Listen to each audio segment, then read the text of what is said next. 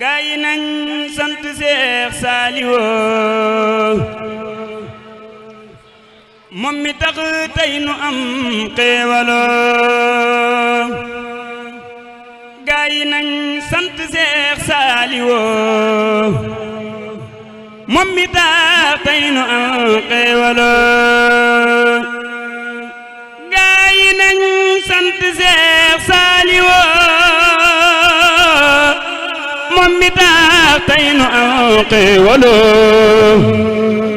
mooy doonoy Seyxuna Alxaadimu dammi jaar kokki jaar jéewaloo moo ñu tee xëy di ay yéebaloo moo ñu tee jooy bana wéewaloo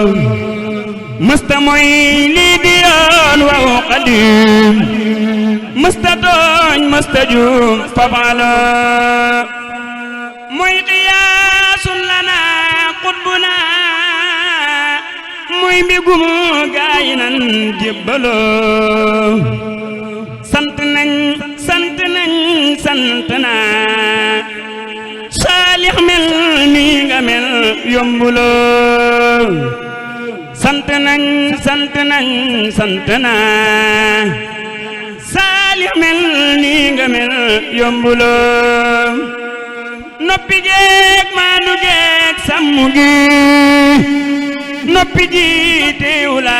yewuloo waa tariixa yi tey bëgg nañu nguur gi far nga leen semmaloo wan nga leen tey ni Seex Bamba mi diine rek moo ko ñor jénguloo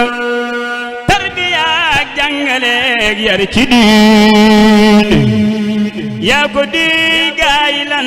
ya jaaloo tarbiya ak jàngaleek yar ci diine yaa ko di gaay lan ya jaaloo yal na buur Yàlla dolleete la ndam yu sax mucc ak xéewaloo yal na buur Yàlla dolleete la ndam yu sax mucc ak xéewaloo away wele kaan yow buuratil fab sa bindukaay te jooyeti Sëriñ Saalix ku tedd ka tagg ko murid yi su ngeen dégloo ma jaaleeti leen kuréy ka doon doomi Sëñ Tuubaa te mbootam mu donnu ko Sëriñ Saaliw Sëriñ Saaliw gën baay ci ñun ñi daraw na ndey xanaa am misaal rek la ko def daal ci xamle ko Sëriñ Saaliw Sëriñ Saaliw Sëriñ Saaliw